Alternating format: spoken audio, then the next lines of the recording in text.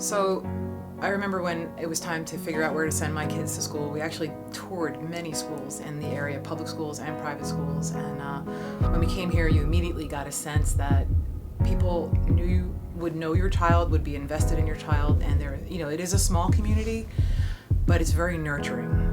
So your kid's not going to get away with anything because everybody knows everybody. And there definitely was a pride here that was palpable, that people they would take me around the school and you would sense it. Now as a teacher here, I really feel it as well.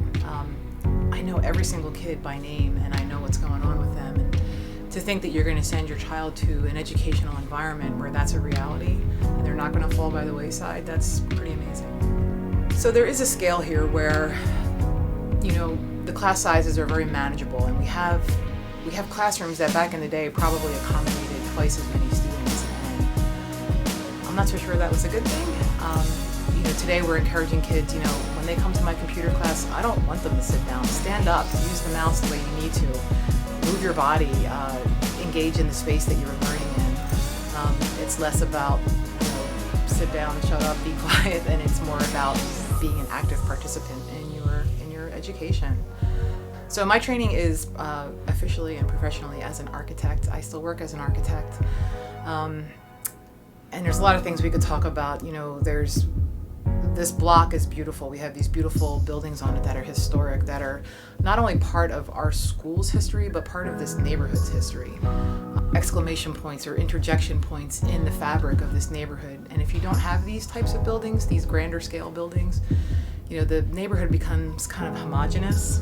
Again, these buildings are really special. In a tight-knit fabric community like this, you have tiny little row houses, and then you have warehouses, row houses, church, row houses, school. It's sort of the rhythm that sets up the daily life of living in a city.